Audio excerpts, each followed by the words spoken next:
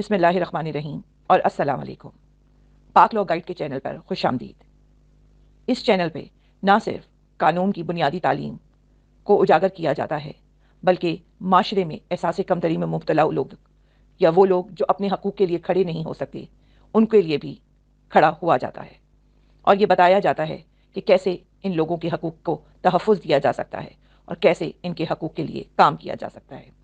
اگر آپ اس چینل پر نئے ہیں تو سب سے پہلے بیل آئیکن کا بٹن دبائیں، اس چینل کو سبسکرائب کریں، لائک کریں اور اپنے دوستوں سے شیئر کرنا مت بھولیں، تاکہ جب بھی یہاں نئی ویڈیوز اپلوڈ کی جائیں تو آپ تک پہنچ سکیں۔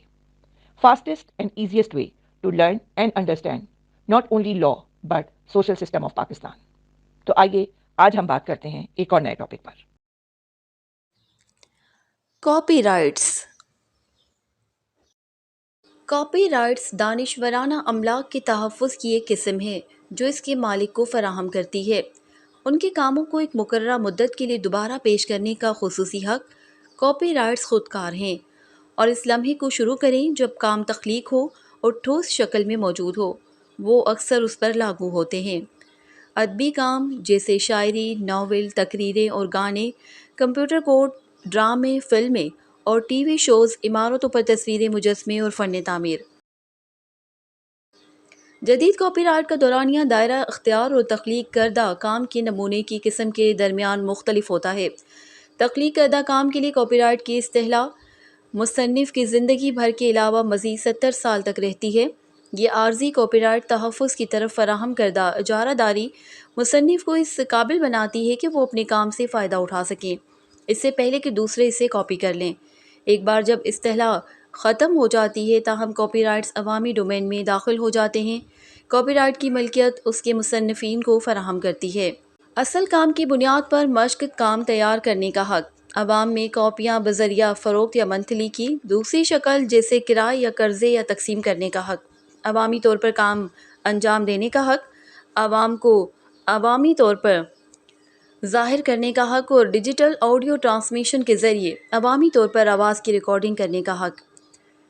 نمبر 1، رجسٹرڈ کاپی رائٹس قانونی دعوے اور خلاف ورزی کے خلاف مقدمے لانا آسان بناتے ہیں۔ کاپی رائٹ رجسٹریشن ایک عوامی ریکارڈ بھی قائم کرتی ہے اور ہولڈر کو ایک میں بڑے نقصانات کا حقدار بنا سکتی ہے۔ نمبر 2، عوامی کاپی رائٹس لائسنس جیسے کریٹو کامنز اور free open source soft where FOSS copy right کے لائسنس دہندگان کو اصل کام کے استعمال اور موافقت کا حق فراہم کریں۔ کام کے مصنف یا تخلیق کار کی طرف سے مقرر کردہ شرائط۔ نمبر 3، کاپی رائٹس کو منتقل، تفویض یا لائسنس یافتہ بھی کیا جا سکتا ہے۔ نمبر 4، کاپی رائٹس ایک بڑا کاروبار ہے اور قابل ذکر تخلیقی فنکاروں نے اسے بھاری تنخواہوں کے ساتھ استعمال کیا ہے۔ نمبر 5، کاپی رائٹس لائسنس کا استعمال اصلی کام کی نقل یا کور ورژن تیار کرنے کے لیے بھی کیا جاتا ہے۔ ایسے میں انتظامات لائسنس یافتہ کاپی رائٹ ہولڈر کو ان کے ارادوں سے آگاہ کرتا ہے اور ایک مقررہ رقم ادا کرتا ہے۔ اصل کام کے لیے کاپی رائٹنگ کیسے کام کرتی ہے؟ جب کوئی ایسا پروڈکٹ بناتے ہیں جسے اصل کے طور پر دیکھا جاتا ہے، اس کے لیے اہم ذہنی ضرورت ہوتی ہے۔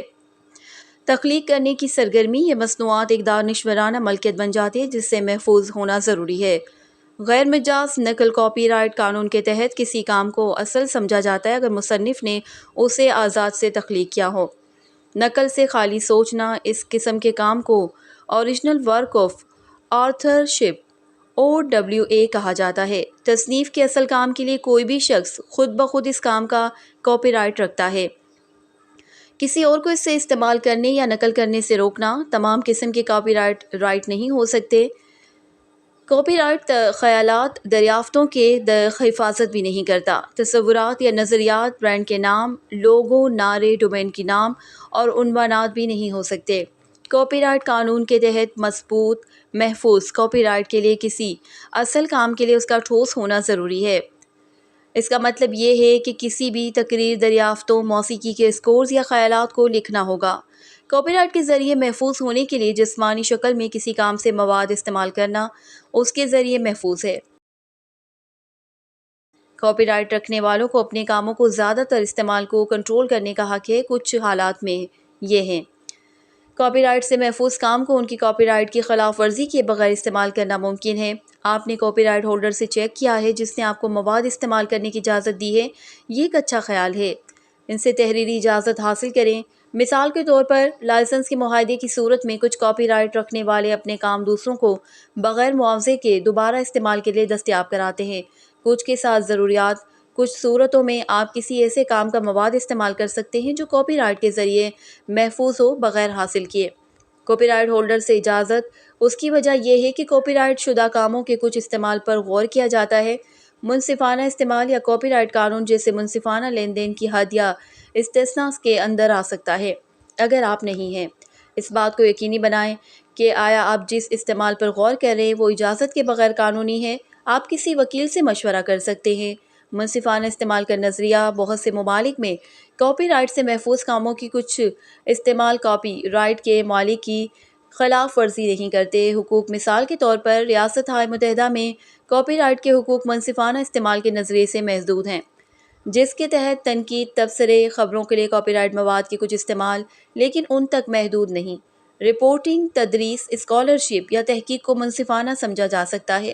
منصفانہ استعمال کے 4 عوامل: نمبر 1، استعمال کا مقصد اور کردار بشمول آیا اس طرح کے استعمال تجارتی نوعیت کا ہے یا اس کے لیے ہے، غیر منافع بخش تعلیمی مقاصد۔ نمبر 2، کاپی رائٹ شدہ کام کی نوعیت۔ نمبر 3، مجموعی طور پر کاپی رائٹ شدہ کام کے سلسلے میں استعمال ہونے والے حصے کی مقدار اور اہمیت۔ اور نمبر 4، کاپی رائٹ شدہ کام کے لیے ممکنہ مارکیٹ یا اس کی قیمت پر استعمال کا اثر۔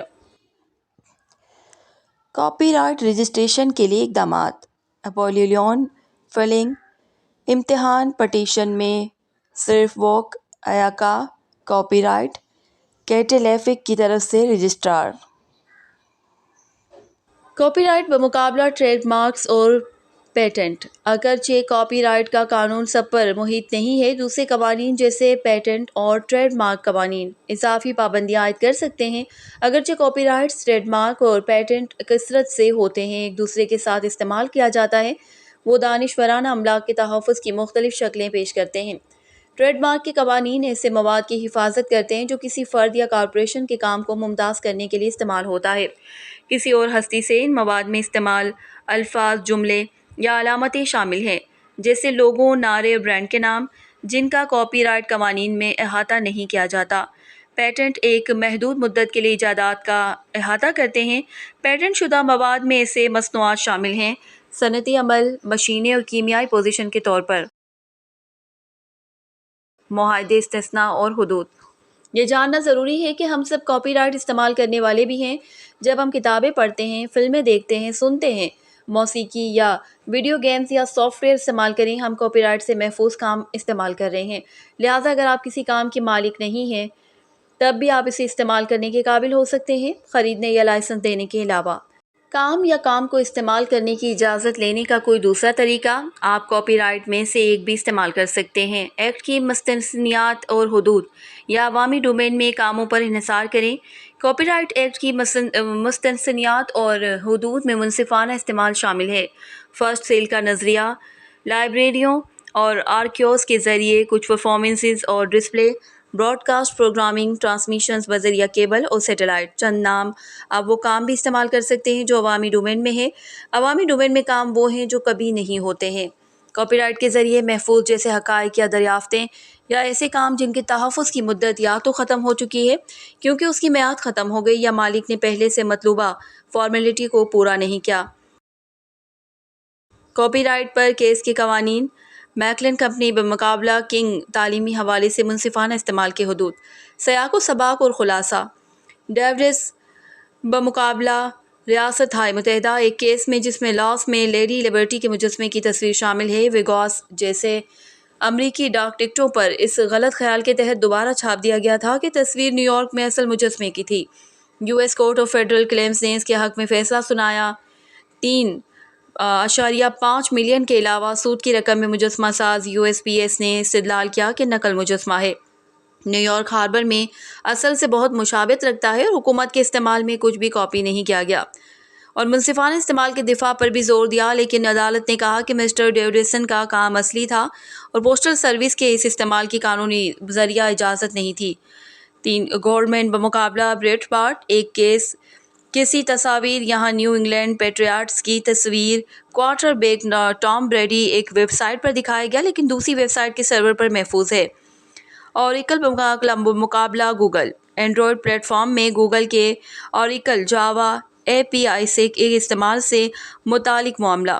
Court of appeals of federal circuit نے نچلی عدالت کو پلٹتے ہوئے کہا کہ گوگل کا استعمال قانون کے معاملے کے طور پر منصفانہ استعمال کی تشکیل نہیں اور ہرجانے کے مقدمے کی سماعت کے لیے کیس کا ریمانڈ دیا۔ جی، تو یہاں پر ہمارا آج کا ٹاپک کمپلیٹ ہوا۔ آپ کیا جاننا چاہتے ہیں، کیا سننا چاہتے ہیں، کیا سمجھنا چاہتے ہیں، اور کس طرح ہمارے ٹاپکس آپ کے لیے مددگار ثابت ہوتے ہیں، ہمیں اس کا فیڈ بیک دینا مت بھولیے گا۔ خوش رہیے، آباد رہیے، پاکستان زندہ باد۔